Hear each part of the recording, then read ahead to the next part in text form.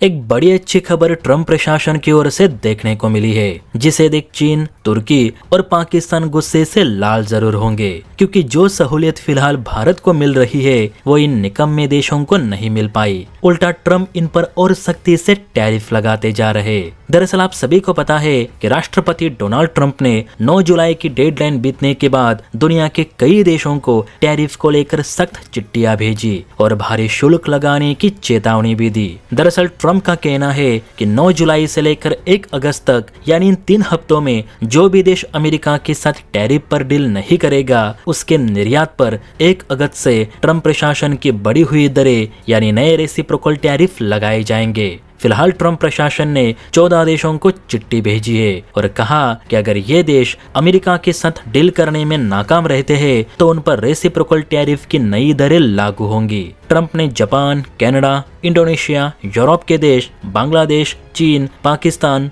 तुर्की और अफ्रीकी देशों को आरटी लेटर भेजे हैं और इन देशों पर रेसिप्रोकल टैरिफ डील करने का दबाव भी बनाया जा रहा है। हालांकि इस आरटी लिस्ट में भारत को अभी तक बाहर ही रखा गया है। रिपोर्ट्स के मुताबिक ट्रंप प्रशासन ने भारत पर भी टैरिफ लगाने की धमकी तो दी थी, लेकिन दूसरे देशों की तरह टैरिफ वाला लेटर अभी तक भारत को नहीं भेजा गया है, जबकि भारत के सभी पड़ोसी देश और ब्रिक्स समूह के देशों को रेसिप्रोकल टैरिफ लेटर भेज दिए गए हैं। बताया जा रहा है कि भारत की कूटनीति ट्रंप को भारत पे टैरिफ लगाने से रोक रही है। वाणिज्य मंत्रालय के आंकड़ों के अनुसार भारत और अमेरिका के बीच द्विपक्षीय व्यापार 2023-24 में बढ़कर 188 अरब अमेरिकी डॉलर हो चुका है, जो कि पिछले वर्ष के 119 अरब अमेरिकी डॉलर से 8% ज्यादा है। सिर्फ व्यापार नहीं तो डिफेंस और स्पेस सेक्टर में भी भारत अमेरिका मिलकर काम कर रहे।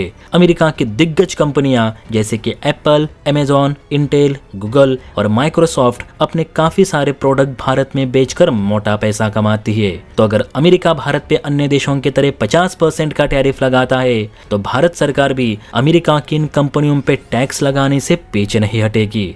अमेरिका की एक मजबूरी ये भी है कि वो ज्यादा दिन तक भारत को नाराज नहीं रख सकता, क्योंकि अगर अमेरिका ऐसा करता है तो भारत तुरंत अफ्रीकी देश और रूस के साथ मिलकर नए संगठन का भी निर्माण कर सकता है, डॉलर की धाक को कम कर सकता है और रूस के साथ नए हथियार बनाकर और उन्हें दुनिया भर में सप्लाई करके अमेरिकी हथियारों का बिजनेस बर्बाद भी कर सकता है। भारत के पास ऐसे बहुत से ऑप्शन है जो अमेरिका की गर्दन पकड़ सकते हैं। यही कारण है कि बाइडेन से लेकर ट्रंप प्रशासन अब तक भारत को धमकाने के अलावा कुछ नहीं कर सके। फिलहाल भारत तो आरटी यानी रेसिप्रोकल टैरिफ लिस्ट से बाहर है, लेकिन चीन, तुर्की और पाकिस्तान इन पर तो मानो ट्रंप टूट पड़े है। जय हिंद।